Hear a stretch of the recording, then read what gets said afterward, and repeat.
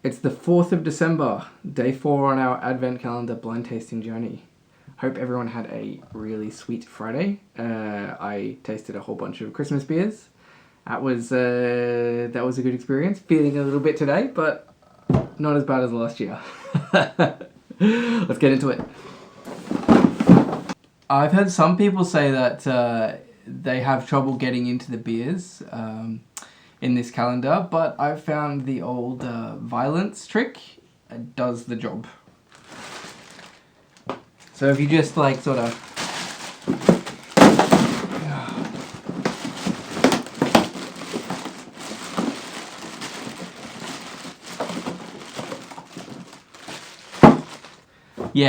use force. Okay, we have a big can, and I mean at this point I can only imagine we've had a Graf, we've had a Lindheim, we've had a Sally Cut. It's day 4. I can only imagine we have a Monkey Brew. We'll see. All right, looking pretty damn clear. Pretty damn clear indeed. Nice amount of head. Let's have a sniff. Interesting. All right, so I'm getting a lot of like lemon zest, some piney notes, like fresh piney notes, not like sappy or resinous. This is like sort of fresh pine. Yeah, lemon zest, a little bit of mandarin actually. It's definitely, probably should have said that straight up. It's a hoppy beer, obviously. But from the clearness, I have to imagine it's not even trying to be a New England style. I guess we'll discover more when we taste it, but the nose also backs that up for me. Although, I mean, there could be... There's some almost sour notes there on the nose. There's like an almost corny or mazy or fresh grain kind of note that actually I associate with Kvake, Voss Kvake in particular. So I have no idea what's going on here. This is a very interesting nose of a beer. Nose of a beer. It's a beer with a very interesting nose. That works. There's a little bit of pineapple there. Yep, just like Juldir. There was a bit of pineapple there too. Overanalyzing for sure, but lemon, pineapple, pine, and a little bit of corny, grainy, mazy type thing. Let's go in for a taste and see what's going on here.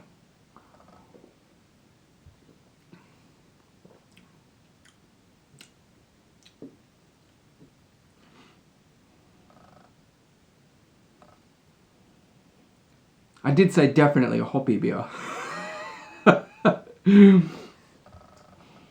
Alright, no, I stand by it. There's some hops there, but this is kettle sour, isn't it? Maybe not. It's hard to say. There's certainly some acidity there. That acidity could have come... Okay, Kvake, when used in the right situations, can contribute some acidity. I'm not sure it can contribute that much. Maybe if you used it together with some fruit, it might get you to that level, but I think that I'm gonna lean on the side of it being kettle soured. Oh man. Oh, I'm so confused right now. I don't know what it could be. There's certainly some hops, but I think it's possible there could be fruit added as well. Maybe it's not soured at all. Okay, I've got no idea what's going on here, because like the amount of acidity on the body is really throwing me off. It's not at the level of what most Norwegian kettle sours are at, and so if it is a fruited sour, it's a very restrained one and one that has hops added. So yeah, if there's, you know what it could be? It could be sort of like a twist on the mango IPA, the Norwegian mango IPA trend, something like that. Like where it's an IPA which has either some fruit essence addition or some fruit addition. Being probably Monkey Brew, possibly Salicut, I would expect it to be real fruit. But man, I cannot pick out what that fruit is. I could guess pineapple, but I have no confidence in that. I don't know.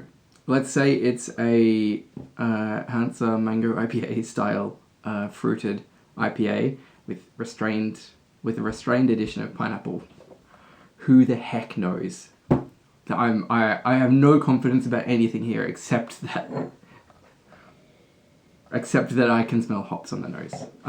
Probably I'm overanalyzing it, overthinking it. Probably it's just a freaking West Coast Pale Ale, and that's what it is. And I don't know, for some reason I'm tasting it to be a little bit tart today. It is a little bit tart. I'm not imagining that. We got to find out what it is. Monkey Brew. I was so close. Thank fuck. Man, after yesterday, that reinstates my confidence a little bit. It's Session IPA from Monkey Brew. And it's had grapefruit added to it. But it is a West Coast Pale Ale. I say it's an IPA. It's under 4.7%. It's Pale Ale.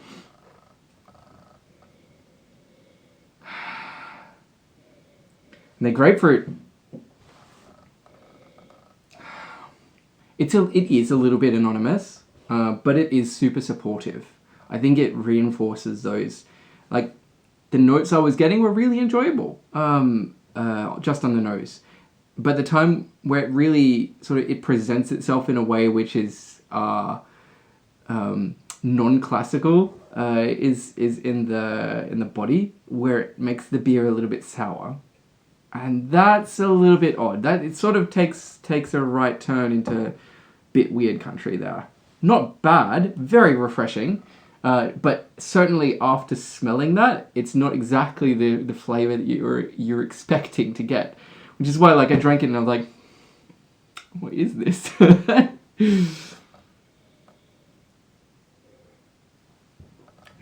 But again, I mean, I've got to double down on it. I go back to that nose. It does not, like, leap out of the glass as grapefruit to me. It's very much, on the aroma at least, it's very much a supporting aroma. Yeah, it fits in with those hops beautifully. And I mean, I assume they've used a whole bunch of grapefruity hops, which is, of course, it fits in really well with that. It's just, on the flavour, you can tell there's something out of the ordinary there. Turns out, it's grapefruit. But actually, you know what? Because of that tartness and the lack of bitterness, this would work really well as a food pairing. It's quite mild. It has a really nice nose. And it's a little bit tart on the body. It's not really dry. It's a little bit sweet. And yeah, that assertive bitterness that you normally get from West Coast IPA that makes it difficult to use with food is not there. This would work well with food. Interesting. Well done, Monkey Brew. All right, cheers. See you tomorrow.